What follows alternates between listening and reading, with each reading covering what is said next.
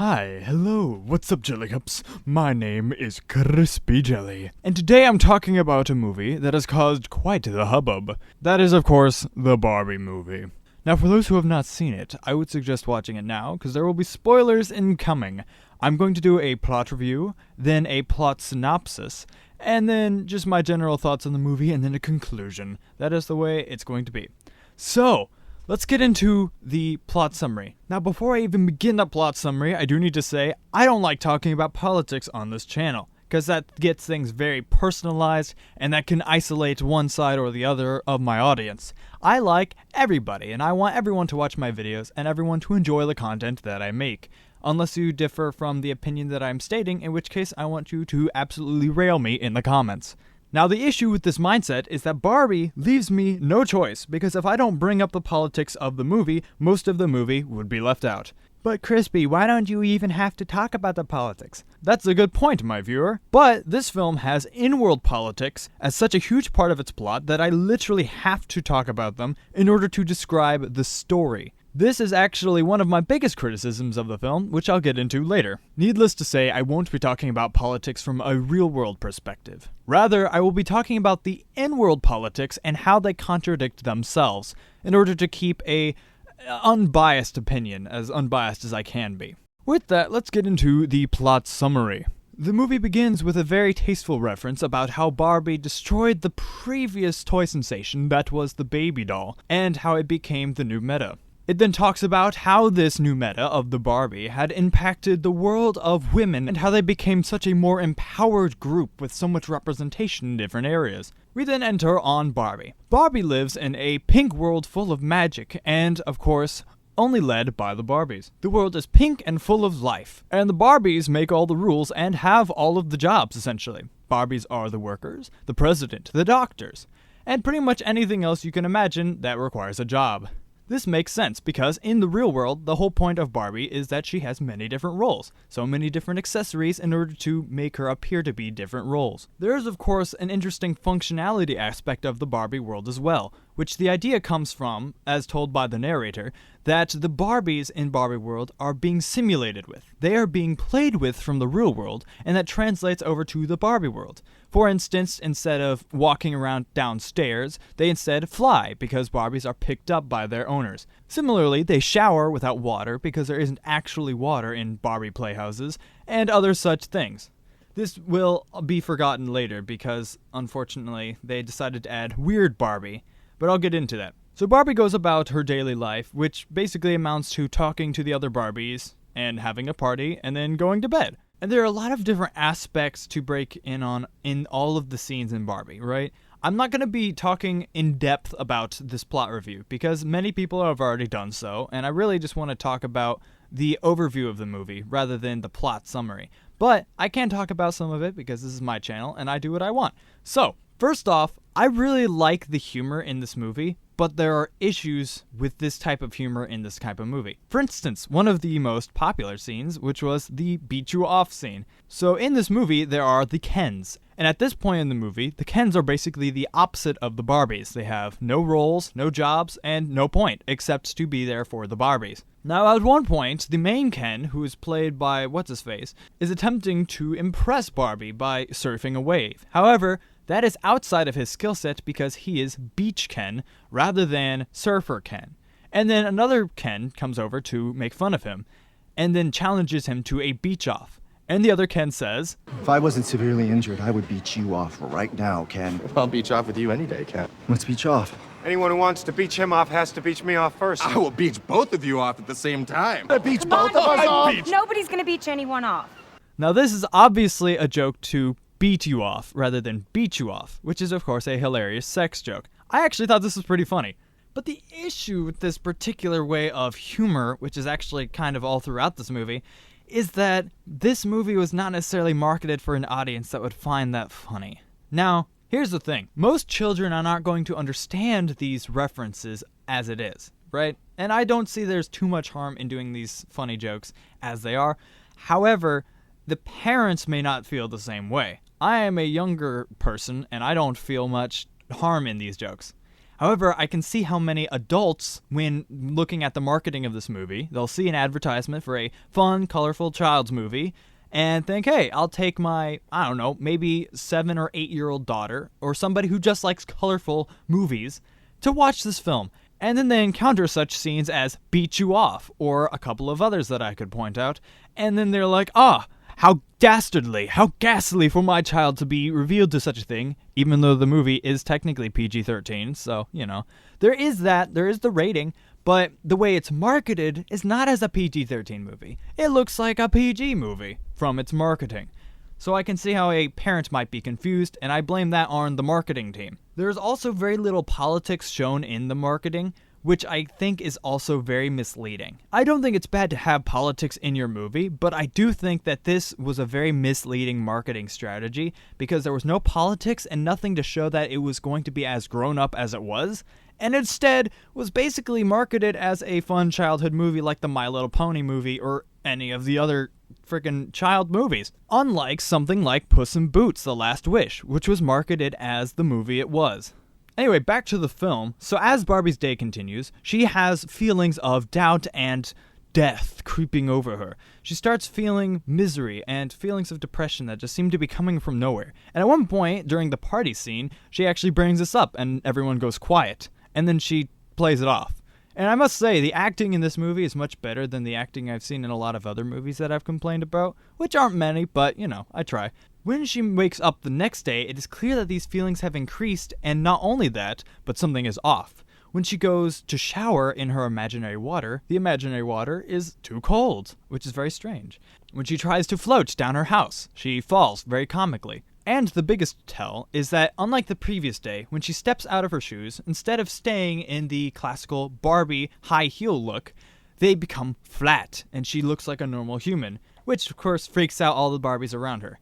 Now, this is where things become a little bit plot-breaking, because she is told to go visit Weird Barbie.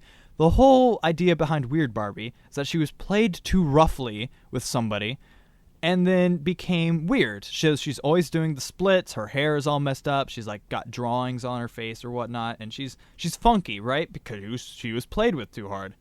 Now, the issue with this is I know many Barbies that are played with too hard. I have been to a preschool before to pick up my brother, and I know exactly how many destroyed Barbies there are in that play chest.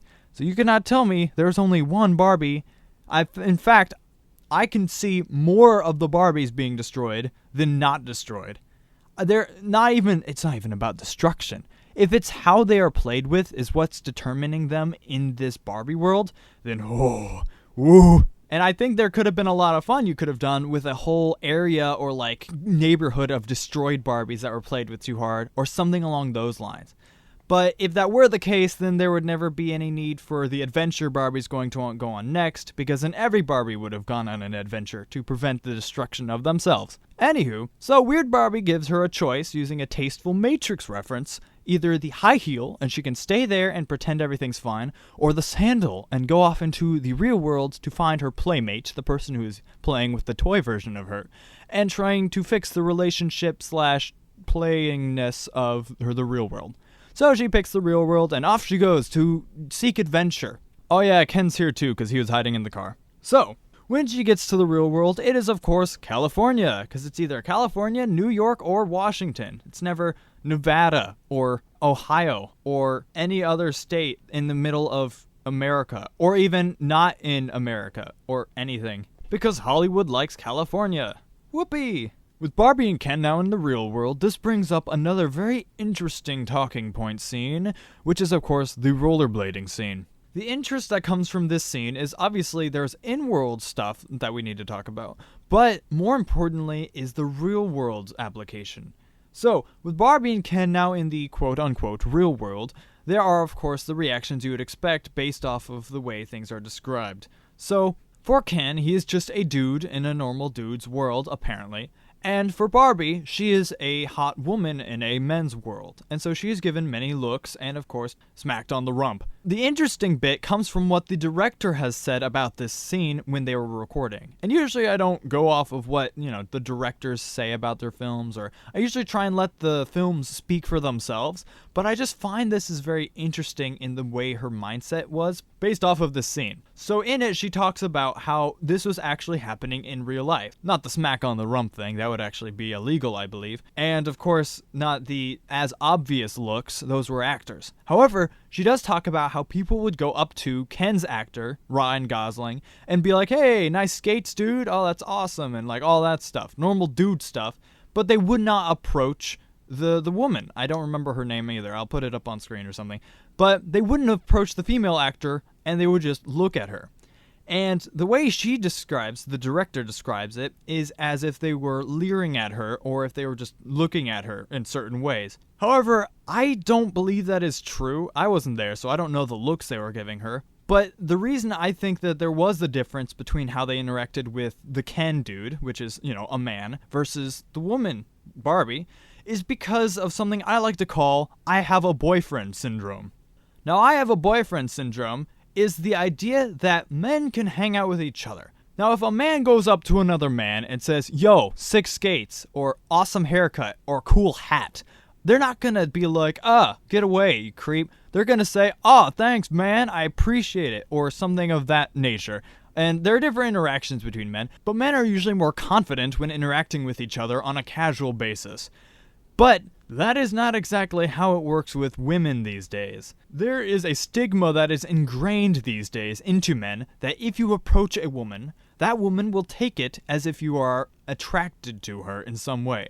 You cannot just be friendly or polite with a woman these days, because if you just say hello or compliment her looks or something, like say, hey, nice skating, or I like your dress, I like the way you're dressed out, nice pink outfit, they're going to take that as a romantic compliment. Which is where the I have a boyfriend line comes in, to try and fend off what they think is an attraction, and then the men are now embarrassed and annoyed because this woman isn't just like, hey, thank you, I appreciate it, or anything like that. And, of course, there are probably men that go out there and do compliment them because of their attraction. However, casual interactions with women are now stigmatized to the point where the normal man is probably not going to do too many compliments or basis interactions like that with the normal woman because of these stigmas.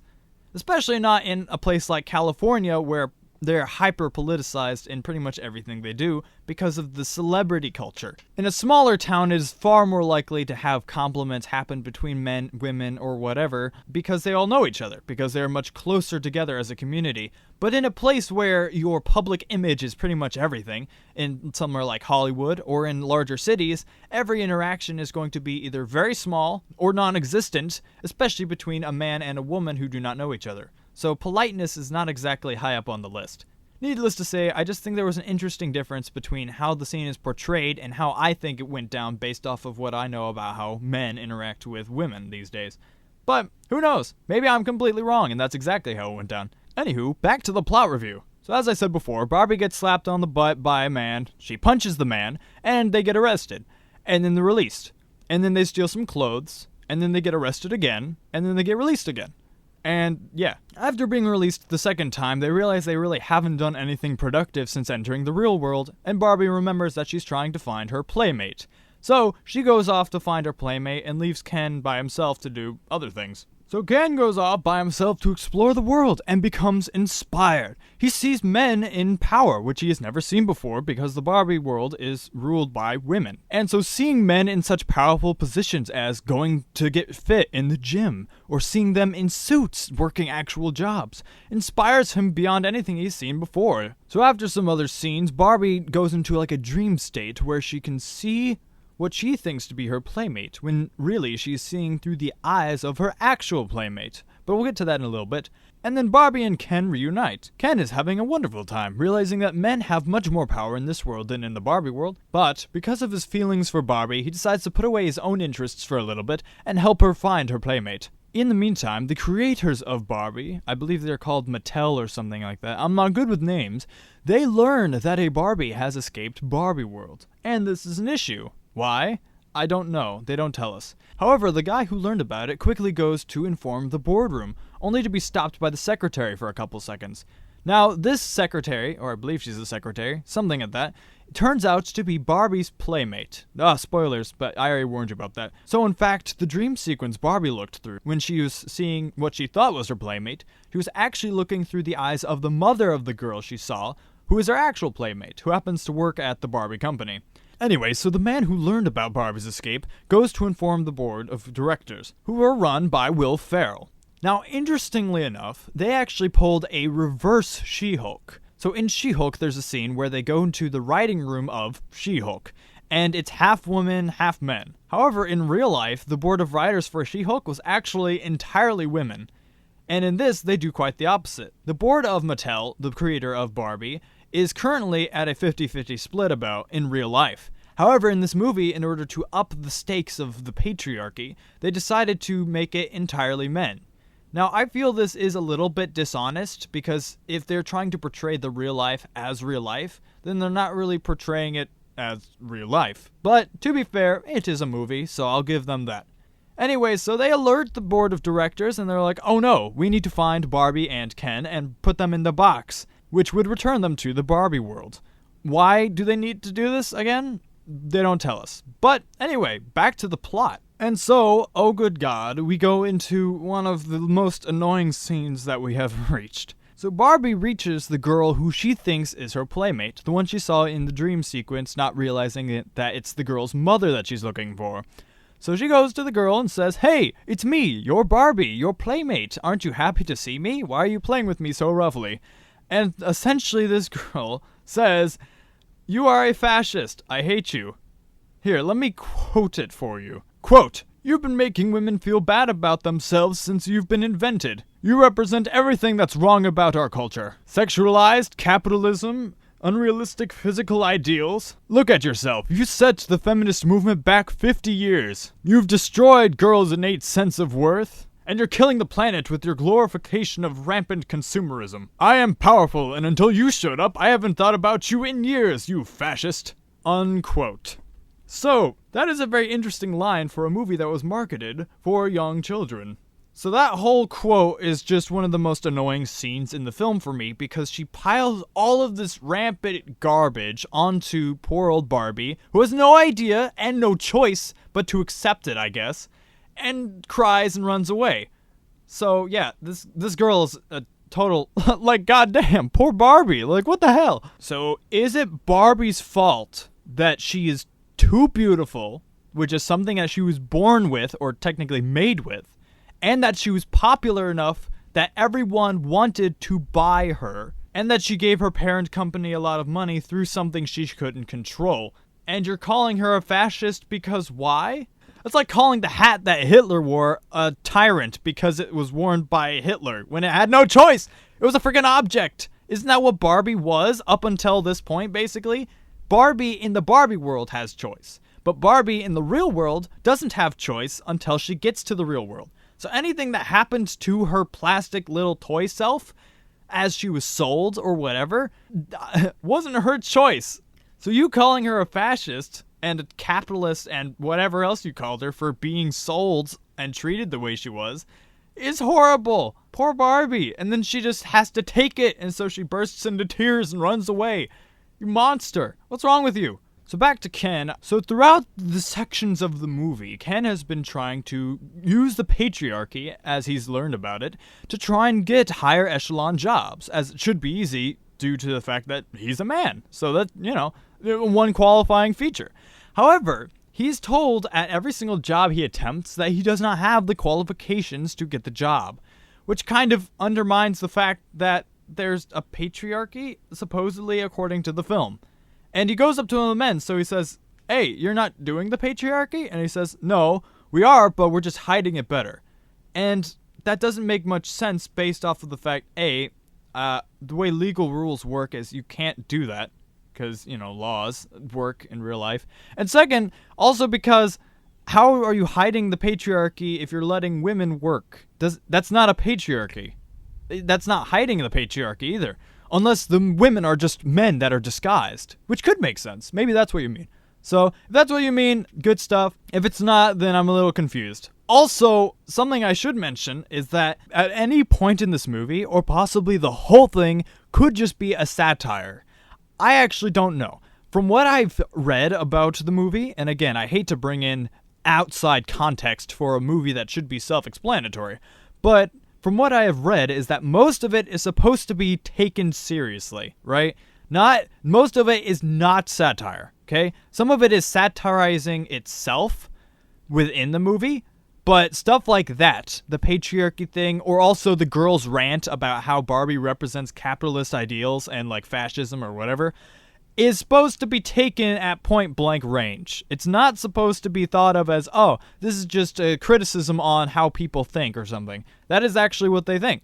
So, I don't know. There are so many twists and turns in the movie. There's so much confusing stuff that is said that I am not sure how much of it is satire, where the satire ends and where the truth begins and whatnot. So that's up for you guys to decide. I don't know. Again, I'm not bringing my opinions into this. I'm bringing my thoughts on the movie itself. So I can't speak for the satire. But I will say where I am confused. And so where I am confused might be where there is very, very, very subtle satire or just very confusing dialogue. So, I don't know. Anywho, so Ken not being successful at getting any jobs in the real world, but having learned about the patriarchy and having brought some of its knowledge, he decides to go back to the Barbie world to tell the other Kens about the joys of the patriarchy, which basically just amounts to he goes back and tells the Kens, and then they start living. Yay! So the Kens start having a great time. They start working out. They start having productive lives. Sort of. I mean, not really. No lives in Barbie Land are really that productive, but they start having as much fun as the Barbies. They start not caring about what the Barbies do. And they start taking some of the Barbies' jobs and taking on that responsibility. Which leads to this line from the Barbie's president. This is so much better than being president. So look at that. Everyone's having more fun now. The Barbies are taking the day off. They don't need to do all the jobs because you have the Kens there. The Kens can help. Half the jobs means half the work. So it's a 50-50 split and everyone's having fun. The Kens are finally doing sports and they don't need the attention of the Barbies to feel like they have worth. And the Barbies don't need to take on every ounce of responsibility from all the jobs. And they're all apparently having fun. Barbie apparently, the main Barbie, the one that we're following, apparently feels differently. So Barbie, her playmate, the mother, and the daughter from earlier who says all that stuff about fascist and capitalism and stuff, after doing some bonding in the real world and whatnot, decide to head back to the Barbie world to try and wrap things up there. Only to find out what Ken has done to Barbie Land. So he has taken it from a matriarchy to... I'm not sure what it would be considered at this point. It's not really a patriarchy because the men aren't in control. They don't have all the jobs or all the responsibility. And clearly, the women needed a day off because they're having fun. They're tanning themselves, they're having fun. Even the president says it's so much more fun than being president, which makes me think that she is probably overworked. However, Barbie seems to think that there's an issue with this. The issue is not stated, and visually speaking, there doesn't seem to be an issue. But I guess there is. So, anyway, she says that the Barbies were brainwashed, and therefore need to be unbrainwashed. So Barbie's playmate grabs a bunch of them and sneaks them off and says, "Hey, Barbies, you are actually oppressed, and things are horrible in the real world." And so they become sad and realize, hey, let's go back to being a matriarchy. And there are a couple of jumps of logic here. I'm not sure how any of this works, and how being oppressed supposedly in the real world means that you should oppress the Kens in the Barbie world. Maybe it's an equal or, like an eye for an eye type of idealism, which usually doesn't work when it comes to that. That's like being in a war and then blowing up a totally unrelated town in your country full of citizens rather than targeting a military base as like, ha, gotcha, eat that, unnamed citizens. That's what you get for being in the country that declared war on us. So the Barbies go back and infiltrate the Kens, and they decide, hey, here's the idea. They say, hey, we'll just make it to where half the Barbies disappear, so then there's only half the Barbies, right? So that means that for every 2 Ken, there's 1 Barbie, and then it will be unequal. And so the Kens will start fighting themselves. And so they do that. So they basically start fighting, and while they do that, the Barbies rewrite the Constitution, and so apparently rewriting this Constitution forces the Kens to not just rewrite it to where everything's equal again, or something. I don't know. It's not like it has magical powers, but apparently they have to do things by the legal system in order for them to have the matriarchy again, Which technically means if the Kens rewrote the Constitution to where it was, I don't know if, again, not necessarily a patriarchy, but to where it was as it was, does that mean that they did everything legally?